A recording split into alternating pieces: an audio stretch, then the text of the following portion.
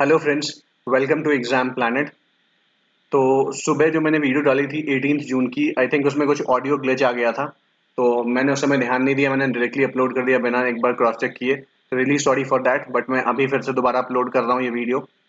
और मैं कोशिश करूंगा वीडियो थोड़ी सी छोटी हो। आई नो मैं सुबह मैंने सोचा मैं आपको वीडियो दे चुका हूँ, बट कुछ प्रॉब्लम हो गई जिसकी वजह से मैं ये वीडियो दोबारा डाल रहा हूँ। आपको पता है क्या प्रॉब्लम हुई है, जो वीडियो देखते हैं उनको पता है क्या प्रॉब्लम हुई है।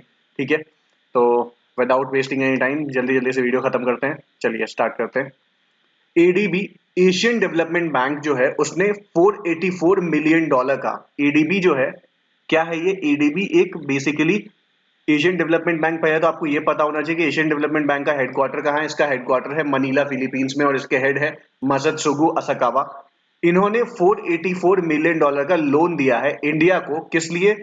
चेन्नई कन्याकुमारी इंडस्ट्रियल कॉरिडोर के लिए। चेन्नई कन्याकुमारी इंडस्ट्रियल कॉरिडोर की डेवलपमेंट के लिए 484 मिलियन डॉलर का लोन इंडिया को मिला है एडीबी की तरफ से। ठीक है, तो खबर यही है, याद रखिएगा। इंपॉर्टेंट तीन चीजें हैं। लोन किसने दिया है? एडीबी ने दिया है। कितने का लोन दिया है? 484 मिलियन डॉलर का लोन दिया है। और किस चीज के लिए दिया है? That is for Chennai Kanyakumari industrial corridor के लिए दिया है, right? So the Asian development bank will be providing a 484 million dollar loan which is 3500 crore. ठीक है, एक ये भी याद रख लेना, कई बार एग्जाम में पूछ लिया जाता है कि मतलब बेसिकली इंडियन मनी में, इन टर्म्स ऑफ रुपीज के टर्म्स में आपसे पूछ लिया जाता है कि 3500 करोड़ का एक लोन एडीबी ने हमें दिया है। बताइए वो किस चीज के लिए दिया है? या एडीबी ने जो loan Chennai Kanyakumari industrial corridor के लिए दिया है वो कितने का दिया है? तो उसमें आपको इंडियन रुपीज में ऑप्शन होंगे, तो आपको ये भी पता होना चाहिए, राइट? तो 3500 करोड़ का लोन दिया है to improve transport connectivity and to facilitate industrial development in the Chennai Kanyakumari industrial corridor in Tamil Nadu. ठीक है, क्यों दिया है?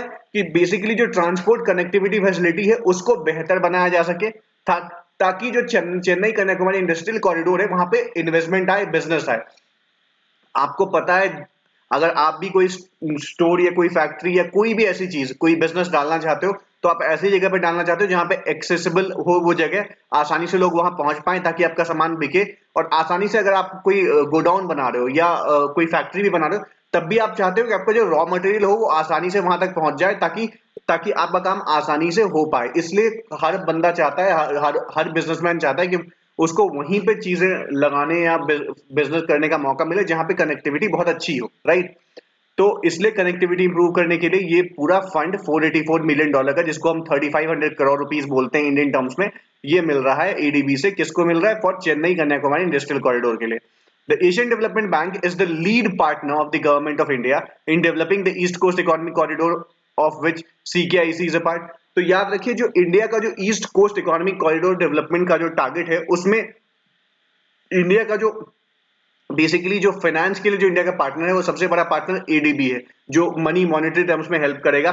तो उसने ये सीकेआईसी जो है, basically Chennai Kanyakumari industrial corridor, ये उसी ईस्ट कोस्ट इकोनॉमिक कॉरिडोर का एक पार्ट है।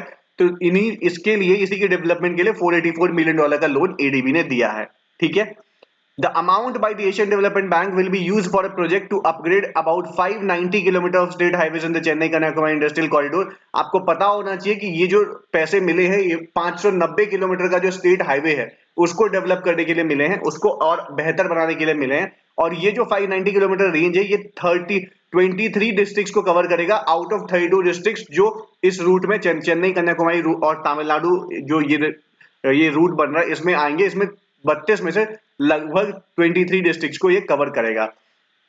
इन this regard 7-year contracts are provided for long term maintenance of road projects. और इसी टर्म में 7 साल का कॉन्ट्रैक्ट दिया जाएगा रोड के मेंटेनेंस को बनाए रखने के लिए अलग प्राइवेट कंपनीज को। ठीक है, let's move to the next slide. Exim Bank extends $100 million worth of line of credit to Sri Lanka for solar power projects। आपको पता है Exim Bank का फुल फॉर्म है export import bank of India.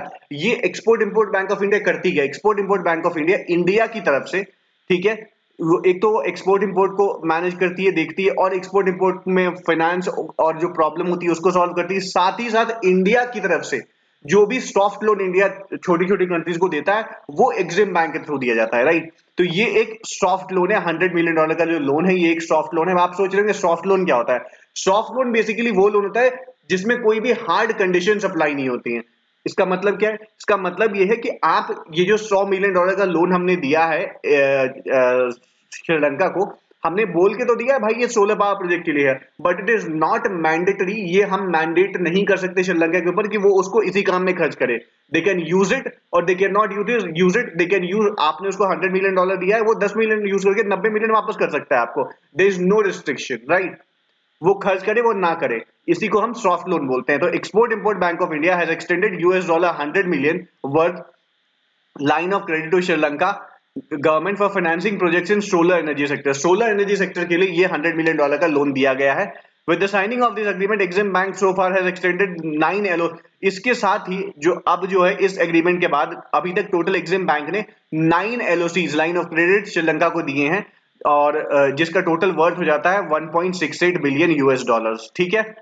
Project cover under the finance extended to Sri Lanka include the supply of, और जो जो 9 मैंने बताया ना, 9 फाइनेंस एलओसीज इंडिया ने दिए हैं, that is line of credit, उसमें किन किन चीजों को लेके दिया गया है? For supply of petroleum products, railway projects, defence और इंफ्रास्ट्रक्चर को लेके लोन दिए गए हैं, right? Exim Bank has now in place 272 LOCs covering 62 countries in Africa, Asia, Latin America and Commonwealth independent states। वही मैंने आपको बताया कि भारत की तरफ से लाइन ऑफ क्रेडिट जो है ये एक्सिम बैंक देता है, बेसिकली सॉफ्ट लोन जो है। तो अभी तक इसने टोटल 272 LOCs दे रखे हैं, लाइन ऑफ क्रेडिट दे रखे हैं, जो कि लगभग 62 कंट्रीज को कवर करता है in Africa, Asia, Latin America और कॉमनवेल्थ के कुछ नेशन है उनको दिया गया है, राइट? और ये टोटल अमाउंट जो है, जो मैंने बताया 272 एलओसीज हैं, ये टोटल अमाउंट, कम्युलेटिव अमाउंट इसका बनता है $26.84 बिलियन, राइट? इंडिया जो है पहली कंट्री बन गई है to partner with Sri Lanka to ensure 70% of श्रीलंका's national power requirement are fulfilled by renewable energy sources by 2030। तो इंडिया जो है वो इंडिया जो है पहली कंट्री जो श्रीलंका की पार्टनर बन गई है किस चीज में? कि श्रीलंका की जो भी एनर्जी नीड्स है, जो डिमांड्स है, उसका 70% जो है वो रिन्यूएबल एनर्जी से फुलफिल करेगी बाय द ईयर 2030, और इंडिया उसमें श्रीलंका की मदद करेगा। Let's move to the next slide. IndusInd Bank launches digital lending platform Indus Easy Credit। अच्छे से पढ़ लेना इसको। SBI क्लर्क मेंस का सवाल 1 मार्क्स का मैंने आज आपको बता दिया। इंडस इजी क्रेडिट ये सवाल बन रहा है, लिख लीजिए। इंडस इजी क्रेडिट किसने लॉन्च किया है? तो ये लॉन्च किया है IndusInd बैंक ने। है क्या ये? बेसिकली ये एक डिजिटल लेंडिंग प्लेटफॉर्म है, ठीक है। So private lender IndusInd bank announce the launch of new digital lending platform Indus Easy Credit on Thursday, June 17, in a bid to enable customers to meet their financial needs from their homes। क्यों किया गया ये? Basically digital lending platform है Indus Easy Credit, इसलिए किया गया कि जो उसके कस्टमर हैं IndusInd बैंक के, वो अपनी बेसिक फाइनेंशियल नीड्स जो है वो घर पे बैठे बैठे पूरी कर सके, उनको बैंक ब्रांच आने की जरूरत नहीं है।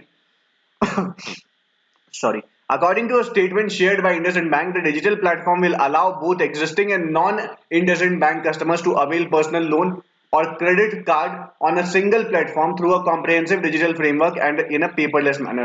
तो इसमें ये बोला गया है कि ये जो डिजिटल लेंडिंग प्लेटफॉर्म है इंडस इजी क्रेडिट, इसके थ्रू क्या होगा कि जो बैंक के कस्टमर्स हैं, आई मीन जो बैंक में के खाता धारक हैं, जिसको हिंदी में हम खाता धारक बोलते हैं, मतलब अकाउंट होल्डर्स हैं, वो तो इसको यूज कर ही सकते हैं। और वो भी जो इंडसइंड बैंक के अकाउंट होल्डर्स नहीं है, जिनका अकाउंट नहीं है इंडसइंड बैंक में, वो भी क्या कर सकते हैं? वो भी इंडस इजी क्रेडिट पे जाके लोन के लिए अप्लाई कर सकते हैं, ठीक है। उसके अकॉर्डिंग, मतलब जो उनकी रिक्वायरमेंट्स होगी, या जो जिस पैरामीटर्स पे जितना लोन उनको सैंक्शन किया जाएगा उसके अकॉर्डिंग वो लोन के लिए अप्लाई कर सकते हैं। साथ ही साथ क्रेडिट कार्ड के लिए भी अप्लाई कर सकते हैं विदाउट विजिटिंग दी बैंक ब्रांच, राइट? ऑनलाइन वहीं से कर सकते हैं। The digital lending platform Indus Easy Credit is the first of its kind proposition as it offers a fully digital end-to-end process। ठीक है, ये एकमात्र अपने आप में पहला इंडस इजी क्रेडिट जो है, ये पहला अपने आप में प्रोपोजिशन इसलिए है बिकॉज ये सारी चीजें end to end, right from the beginning to the end, ये सब कुछ पेपरलेस और ऑनलाइन मोड पे कर देता है।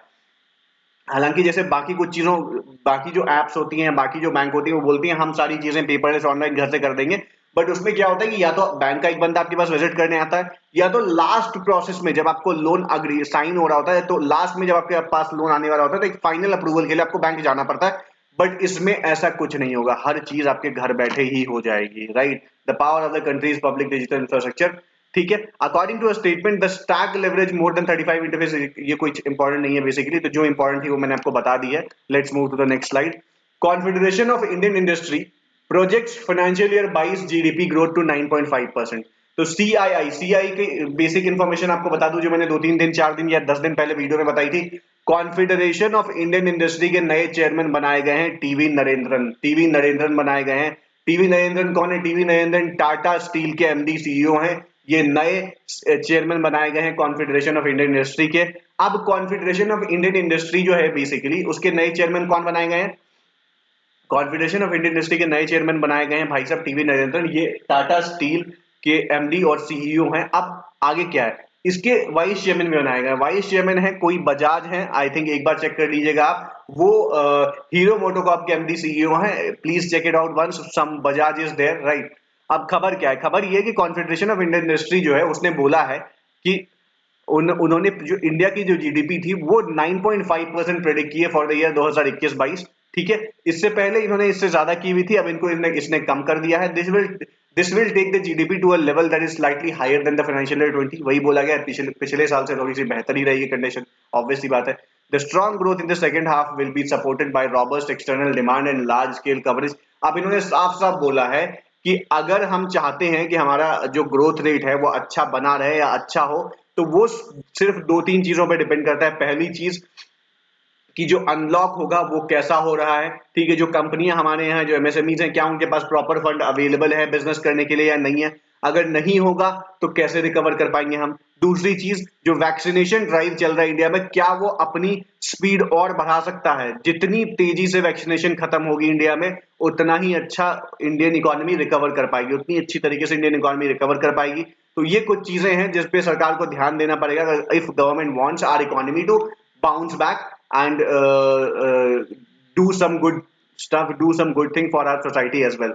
In the medium term, the growth rate can pick up to 8 to 9% if positive actions are taken. साफ साफ बोल दिया गया है कि अगर सरकार, जो मैंने आपको ऊपर बताया, वो पॉजिटिव एक्शंस लेके चलती है तो 8 से 9% के बीच में ग्रोथ रेट रहने वाला है। अगर नहीं कर पाती है तो 5 से 6% के बीच में रहेगा।